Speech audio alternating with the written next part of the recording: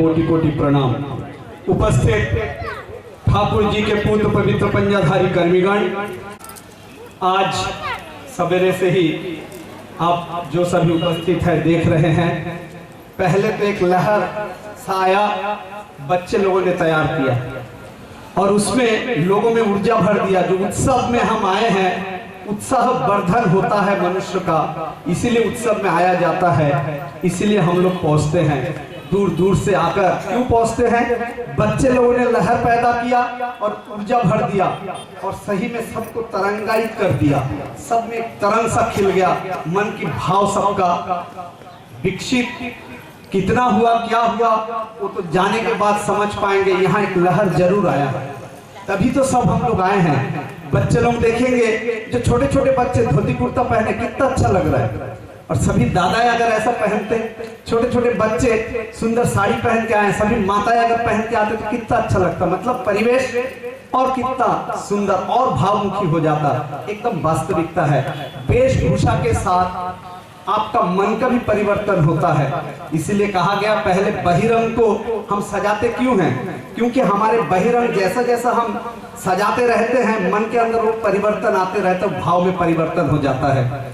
जब भी आचार्य देव के पास कभी जाके निवेदन करते हैं या करते थे, हम जो धारावाहिक देखते आ रहे हैं आचार्य परंपरा में, वर्तमान युग में आके ठाकुर जी ने विशेष प्रथा दे गई है और कहा हजारों वर्ष तक आने की आवश्यकता नहीं पड़ेगी, क्योंकि आचार्य परंपरा से हम अगर चलते रहेंगे तो ठीक मार्ग हमें मिलता रहेगा। नहीं तो क्या होती है, जो वही कहा जाता है कि जो विपथगामी हो जाते हैं, धर्म संस्थापनार्थ जो परित्राणाय साधुनाम तो है ही, लेकिन विनाशक किसका कर देते हैं? जो दुष्कृति है। लेकिन एक धर्म को संस्थापन करने के लिए सदगुरु को बार बार आना पड़ता है। जैसे सदगुरु की कड़ी टूटती है, धर्म विपाक पथ पे चला जाता है। और इस पथ को सुदृढ़ और सटीक रखने के लिए आचार्य परंपरा वर्तमान युग में श्री श्री ठाकुर जी दे गए। इसके पहले कभी भी परम पुरुष आके ये प्रथा नहीं दे के गए थे, ये प्रचलित नहीं हुआ। वहाँ की पॉलिटिक्स, वहाँ का स्टूडेंट यूनियन, उस यूनियन का सीधा सीधा राजनीतिक लोगों से जो कनेक्शन, ये सब कॉलेज में बहुत ही स्ट्रॉन्ग है, जो दूसरे जगह पे नहीं है। आजकल धीरे धीरे सब जगह प्रचलित हो रहा है, लेकिन वहाँ बहुत पहले से ही बहुत स्ट्रॉन्ग था। तो ऐसा कुछ विवाद हुआ, स्टूडेंट में मारपीट हो गया, कोर्ट कचहरी तक होने लगा। उनके मन में थोड़ा विषाद आ गया, बोले ये सब करने के लिए पढ़ने आए थे क्या? और वो भी लॉ पढ़ने, लॉ का स्टूडेंट सब मारपीट करके हम कोर्ट कचहरी कर रहे हैं। जो सीख कर हमें आगे लोग कैसे इस लड़ाई विवाद से बचे, वो सीखना चाहिए। लेकिन नहीं, जो भी लड़ाई विवाद करता है वो लॉयर के पास जाता है, उसके मीमांसा के लिए, लड़ने के लिए, जीत हासिल करने के लिए, एक दूसरे के प्रति भिड़ने के लिए। बोले ये सब मेरे द्वारा नहीं होगा, ठीक नहीं है। छोड़ दिया रास्ते, घर चले गए। चले जाने के बाद उनकी दादी जो थी, बहुत नाम ध्यान किया करती थी। उनके घर में श्री कृष्ण जी का, राधा माधव का मंदिर था।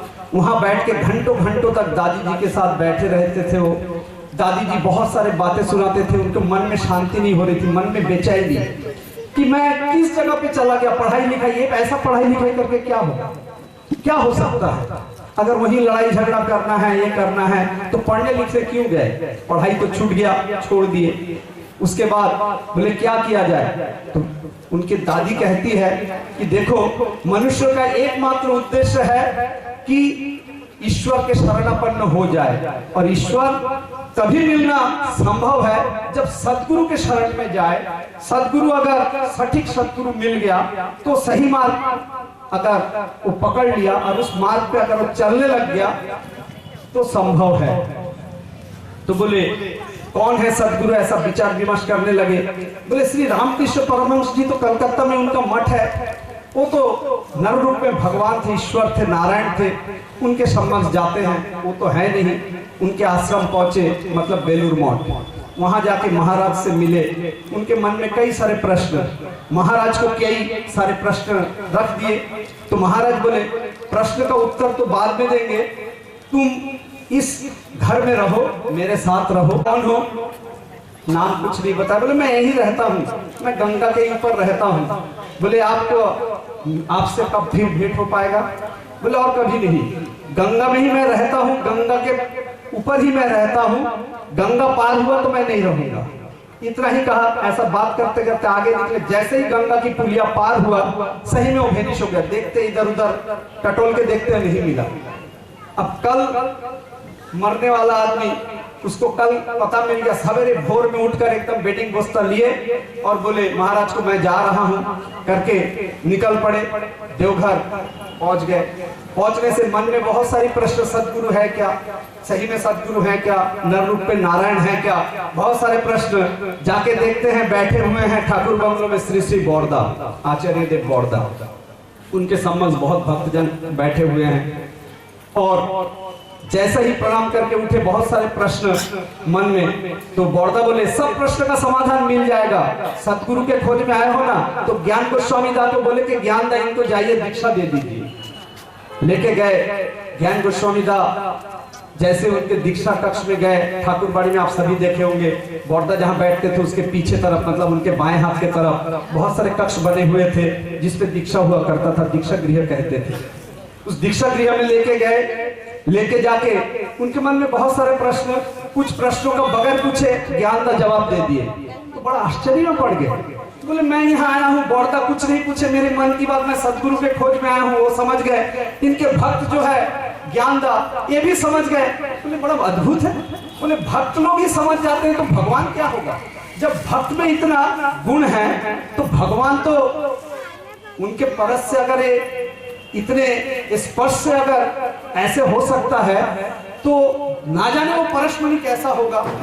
ये बोले जाओ अभी जाना, जाके पहले दुमका में जाके तुम इस रिसीट बुक और निमंत्रण पत्र को छापते दे देना। बोला शाम तक हमें कुछ चाहिए ताकि हम कार्य प्रारंभ कर सके। और बोले लेकिन एक काम तुम्हें करना पड़ेगा, तुम ये 20 दिन, अभी ठीक 20 दिन बचा है। बोले इस 20 दिन में ना खाओगे ना सोओगे ना कुछ करोगे और बाकी तुम्हारा कोई रेस्ट नहीं है। बोले जी ठीक है ऐसे ही होगा। बोले नहीं तुम खा सकते हो, जब कलेक्शन में निकलोगे, लोगों के घर कलेक्शन में जाओगे, ठाकुर जी का निमंत्रण करोगे उत्सव और मंदिर का उद्घाटन के लिए, तब लोग जो भी दे, दूध दे, मिठाई दे, रोटी दे, जो भी दे तुम खा लो, जो भी तुमको दे, जो परमपिता के आशीर्वाद है, जो तुम खा सकते हो वो तुम खा लेना, ग्रहण कर लेना। लेकिन कभी भी मत कहना कि उसके घर जा रहा हूँ, उसके यहाँ जाके खाना खाऊंगा, उसके यहाँ जाके नाश्ता करूंगा। हम लोग जो प्लानिंग करते हैं, कभी ठाकुर जी के काम में निकलते हैं, इस दिन वहाँ ठहरेंगे, उस दिन वहाँ भोजन लेंगे, उस दिन वहाँ विश्राम करेंगे, ऐसा। बोले कुछ नहीं। बोले जैसा चलते जाओगे वहाँ जो तुमको मिलेगा वैसा खा लेना। अगर बैठे बैठे नाम करते करते नींद आ जाए तो ऐसा बैठे बैठे सो लेना, बिछवान लगा के सोना नहीं है। बोले ये तुम पे अब आचार्य देव दादा बोले तुमको एक विशेष वरदान देता हूं। बोले इस उत्सव में तुम जिसको जैसा कहोगे वो ऐसा कर देगा, तुम जिसको जैसा कहोगे वैसा ही हो जाएगा। उनके साथ थे दुमका थाना का ओसी मिस्टर पांडे। वो बोले दादा ने आपको क्या आशीर्वाद दे दिया। बोले जिसको जो कहोगे वो कर देगा। बोले संभव है कभी। बोले चलिए इसका परीक्षण आज ही करना है। बोले चलिए। पहले उन लोग गए, जाते साथ उतरते साथ पहले प्रिंटिंग प्रेस पे गए। बोले हमें तुरंत चाहिए, शाम तक कुछ कॉपी निकाल दो आप ताकि हम कार्य प्रारंभ कर सके। बोले वो जो शाह माँ है, एक बेवा माँ थी, बहुत पैसे वाली थी, लेकिन बोले इतना बड़ा मंदिर बना, कभी 5 रुपए से अधिक नहीं दिए। 2 रुपया 5 रुपए, 2 रुपया 5 रुपए, इससे ज्यादा कलेक्शन कभी नहीं दिए, कभी नहीं दिए। बोले उनके घर जाएंगे। श्री श्री दादा ने जो कहा है कि भंडारा में 20 क्विंटल चावल और 20 क्विंटल का दाल पहले ही मौजूद रखना है। बोले हैं इतनी भीड़ आएगी तो उसको ये दायित्व देंगे, कैसा फलवती होता है देखते हैं। ये तो संभव ही नहीं है, जो 5 रुपए से अधिक कभी नहीं दिए। 20 क्विंटल चावल 20 क्विंटल दाल कभी नहीं हो सकता। लेकिन आचार्य देव दादा का ये वाणी कथन सत्य है कि नहीं है, इसको परीक्षण के लिए उन्हीं को कहेंगे जो कभी नहीं देती। बोले ठीक है चलिए। देवुदा बोले चलिए आपका जब यही इच्छा है चलिए उन्हीं के घर चलते हैं। उनके घर गए, जाके बोले माँ बहुत बड़ा आशीर्वाद हुआ है, हम लोगों का दुमका मंदिर उद्बोधन होने जा रहे हैं। आज से ठीक 20 दिन के बाद उद्बोधन होगा। इसमें आचार्य देव श्री श्री बौरदा का कहना है कि 20 क्विंटल चावल और 20 क्विंटल दाल लगेगा, मिनिमम है। उसमें जो भी व्यवस्था है इस 20 क्विंटल चावल और दाल की आपको व्यवस्था करना है, और 12 बजे से पहले वाहन भाड़ा देकर कुली हमाल का किराया चुकाकर आप मंदिर पहुंचाओगे। बोले ठीक है, हम लोग कुछ कार्य करके आते हैं। ऐसा करके निकले, थाने में जाके कुछ प्लानिंग किए, उसी के वहां बैठ के कुछ प्लानिंग करके जब ठीक 12:10 हो रहा था तब उन लोग मंदिर पहुंचे। जैसे ही मंदिर पहुंचे देख रहे वाहन खाली हो रहा है, वाहन खाली हो रहा है। बोले क्या है? बोले दाल और चावल है। बोले कितना है? बोले 20 क्विंटल चावल, 20 क्विंटल मूंग की दाल, और बोले वाहन भाड़ा मिल गया, बोले कुली भाड़ा मिल गया। पांडे का साष्टांग प्रणाम करके ठाकुर जी के मंदिर के सामने एकदम लेट गए। बोले ये होता है आशीर्वाद, जो आचार्य परंपरा के माध्यम से इष्ट गुरु पुरुषोत्तम के परिवार के कोई भी छोटा सा बच्चा भाई अगर बोल दे।